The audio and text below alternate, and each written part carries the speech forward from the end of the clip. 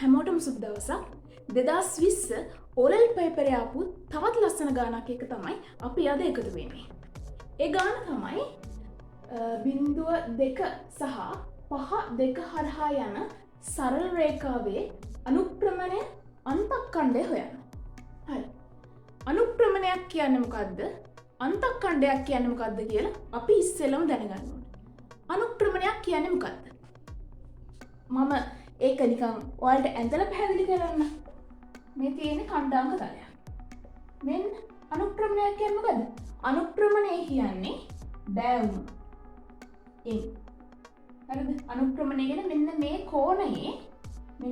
කෝණයේ tan නගය. හරිද? මේ කෝණයේ tan නගය තමයි අනුක්‍රමණය කියන්නේ. එතකොට අන්තක්ඛණ්ඩය කියන්නේ මොකද්ද? අන්තක්ඛණ්ඩය කියන්නේ x සමානයි බිඳුවමිට y අක්ෂය කපන ස්ථානයේ ඛණ්ඩාංකය. හරි. ඒ කියන්නේ දැන් මේ මෙහෙම තියෙනත් දැන් ඛණ්ඩාංක තල ටිකක් යනකොට රේඛාව මෙහෙම මේ y අක්ෂයේ ධන දිශාව ඡේදනය කරන්න පුළුවන්. y අක්ෂයේ ඍණ දිශාව ඡේදනය කරන්න පුළුවන්. ඊට පස්සේ මේ අතට මේ අතට ඔය විදියට රේඛාව පීඩන්න පුළුවන්. තව තියෙන්න පුළුවන් ක්‍රම තියෙනවා. මූල ලක්ෂ්‍ය හරහා යන්න පුළුවන්. තව කොහොමද? මේ වගේ තියෙන්න පුළුවන්. මේ වගේ ඔය වගේ විවිධාකාර විදියට මේ රේඛාව පීඩන්න පුළුවන්. අපි දැනගන්න ඕන කොහොමද අනුක්‍රමණය හොයන්නේ? කොහොමද අන්තක්ඛණ්ඩය හොයන්නේ? ක්‍රමණය සහ අන්තක්ඛණ්ඩය කියන්නේ මොකටද කියලා අපි දැනගෙන ඉන්න ඕන. හරිද? හරි. අපි මේ ගානේ මේ ඛණ්ඩාංක දෙකේ අනුක්‍රමණය සහ අන්තක්ඛණ්ඩය හොයමු. හරි. අනුක්‍රමණය කියන්නේ y අගයේ වෙනස බෙදීම x අගයේ වෙනස.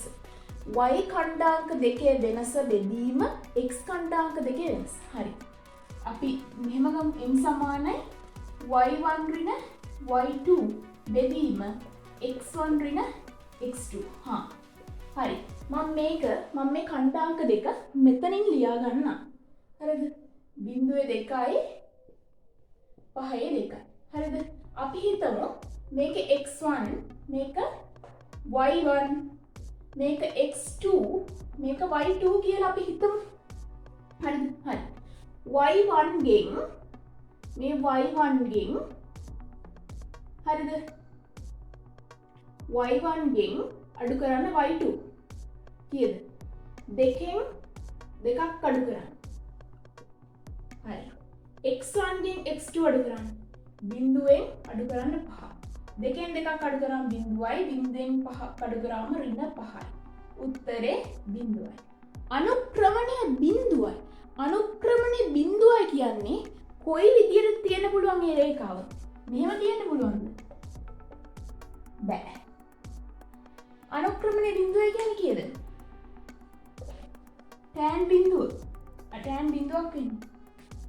මෙන්න මෙහෙමයි තියෙන්නේ රේඛාව. මෙහෙම හෝ මෙහෙම. හරිද?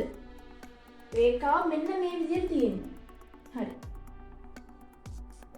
එතකොට දැන් අන්තක්ඛණ්ඩය හොයනවා කියන්නේ මොකද්ද? අන්තක්ඛණ්ඩය කියන්නේ x සමානයි 0 y අක්ෂය කපන ස්ථානය තමයි අන්තක්ඛණ්ඩය කියන්නේ. හරි.